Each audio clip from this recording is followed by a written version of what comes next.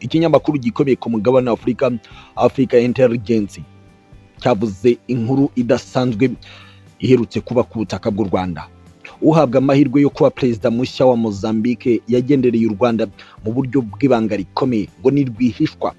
Uyu yitwa Daniel Chapo, uhagararira ishyaka Frelimo riri ku butegetsi muri Mozambique mu matora y'umukuru w'igihugu ateganyijwe mu kwezi gutaha kwa 10.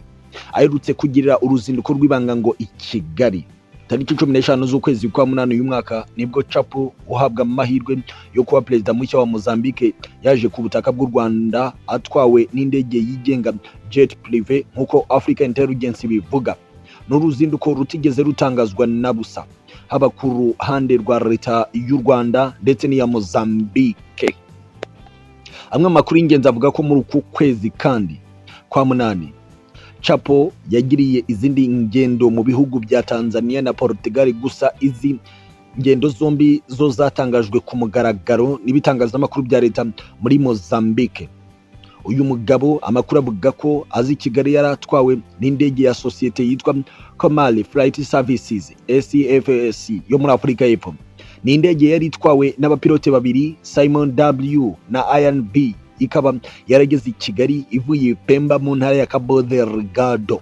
Daniel Chapo usanzwe ari umunyamabanga mukuru w'ishyaka Frelimo mu buryo bw'inzibacyuho, mu rugendo rwe i Kigali nta wundi muntu wo muri iri shyaka riri ku butegetsi wari umuherekeje, yemwe ngo nta n'umuntu wo muri presidence kwa Jacinto Filipe Nyusi hano muri Mozambique bari kumwe. Icyakora amakuru avuga ko yari hamwe n'abantu babiri bonyine bari bagize protokoli ye, barimo uwitwa Fernao Lomao na Ana Celeste Asamu. Bivugwa ko kandi bakigera i Kanombe ku kibuga mpuzamahanga cy'indege batigeze banyura mu biro bishinzwe binjira n'abasohoka, ko ahubwo Daniel Chapo yahise ajya guhura na perezida w'u Rwanda Paul Kagame. N'umuhuro uyu munyapolitiki yahuriyemo na perezida Kagame bonyine, ndetse ngo ibiganiro bagiranye nta musirikare n'umwe mu ngabo z'u Rwanda cyangwa umukozi w'urwego rushinzwe iperereza wigeze abikurikirana.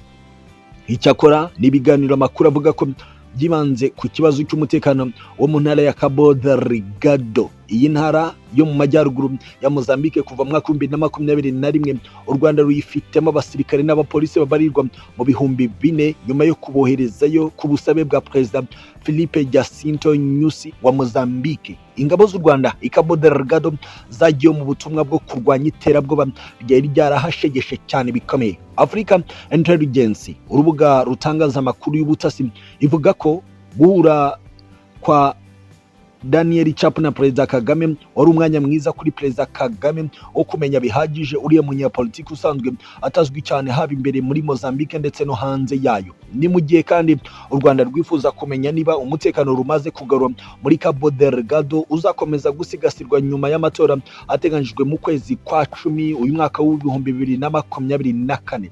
Abasesenguzi n'abakurikiranira hafi baravuga amakuru aremereye cyane kuri iyi ngingo, bakavuga ko ibintu bikomeje kuba ari ibintu bigaragaza ko u Rwanda ari igihugu kizewe na Mozambique, ku buryo ushaka kuzaba perezida wa Mozambique agomba gusigasira igihugu cyatabaye Mozambique mu gihe cyari mu mazi abira, kubera ko iterabwoba ryari ryarashegeshe iyi ntara y'igice cy'amajyaruguru y'igihugu ya Cabo Delgado. Gusa ku rundi ruhande kandi hari izindi article zikomeye cyane zikomeje kuvugwa mu bitangazamakuru. FDLR yaramutse irasana bikomeye na FARDC, igisirikare cya Congo, ba generali bayo bararusimbuka ku nshuro ya kabiri ku munsi umwe, nk'uko amakuru y'ingenzi atugeraho bivuga. Ati amakuru aturuka mu burasirazuba bwa Repubulika Iharanira Demokarasi ya Congo aravuga ko ingabo z'iki gihugu FARDC zifatanyije n'iza MONUSCO zaramutse zirasana n'inyeshyamba zo mutwe wa FDLR. Gusa aya makuru agera ku kinyamakuru cyitwa bwiza.com avuga ko iyo mirwano yatangiye saa 8 z'urukerera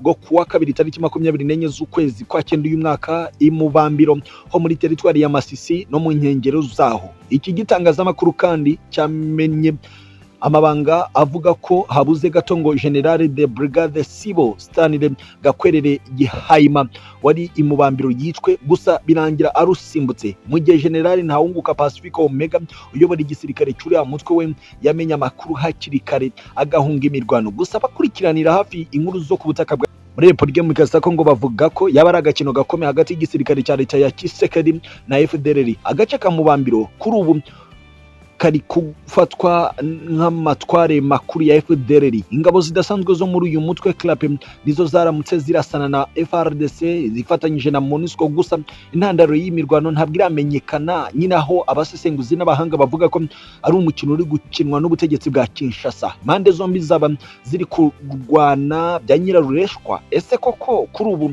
impande zombi zaramutse zirasana? Mu by'ukuri abasesenguzi n'abakurikirana hafi bavuga ko Kinshasa yakunze kurega u Rwanda gushyigikira uriya mutwe mu 23 narwo rukayishinja kugirana imikoranire yeruye na FDLR imaze igihe ifite umugambi wo guhungabanya umutekano ku butaka bw'u Rwanda. Icyakora mu rwego rwo gukemura amakimbirane Kigali na Kinshasa bafitanye mu mpera z'ukwezi gushize kwa munani, abakuriye ubutasi bw'ibihugu byombi bahuriye i Rubavu mu nama yasize bemeranyije ko gahunda yo gusenya FDLR igomba gukomeza. Andi makuru avuga ko tariki 14 z'ukwezi kwa 9 ubwo ba minisitiri w'ububanyi n'amahanga b'u Rwanda, Repubulika Iharanira Demokarasi ya Kongo na Angola bahuriraga i Rwanda ku butaka bwa Angola, byavuzwe ko Kinshasa yagaragaje ukudakozwa ibyo gusenya FDLR. Umunyamakuru Kayiranga Mekiyoyi ukurikiranira hafi umunsi ku munsi intambara yo mu burasirazuba bwa Kongo avuga ko imirwano FARDC na FDLR baramukiyemo ari nko kuyobya uburari. Ati FARDC iri mu mibare myinshi. Urabona i New York hagiye kuba inama y'inteko rusange y'umuryango w'abibumbye. Ibyo ari byo byose baravuga bati u Rwanda rushobora kudushinja gukorana na FDLR. Ikindi biri mu rwego rwo gukomera RDF kuba yajya hariya muri Kongo. Kugeza ubwo twandikaga cyangwa se twakurikiraniraga hafi iby'iyi nkuru, imirwano hagati y'impande zombi yari ikijya imbere nk'uko amakuru y'ibi bitangazamakuru birimo bwiza.com akomeza kubivuga. Ni byinshi cyane bikomeye, gusa abasesenguzi n'abakurikiranira hafi baravuga ko ubutegetsi bwa Kinshasa bushaka kubagarira ubushuti na FDLR ishaka gukora amahano ku butaka bw'u Rwanda. Abandi bakurikiranira hafi bakavuga ko mu gihe Tshisekedi atumva ibigendanye n'amasezerano yashyizweho umukono yaba i Rwanda na Nairobi, bishobora kuzateza akaga ku burasirazuba bwa Afurika ibibazo by'intambara itarangira. Reka mbashimire, ni byinshi turakomeza ku Iwacu Today kandi neza cyane.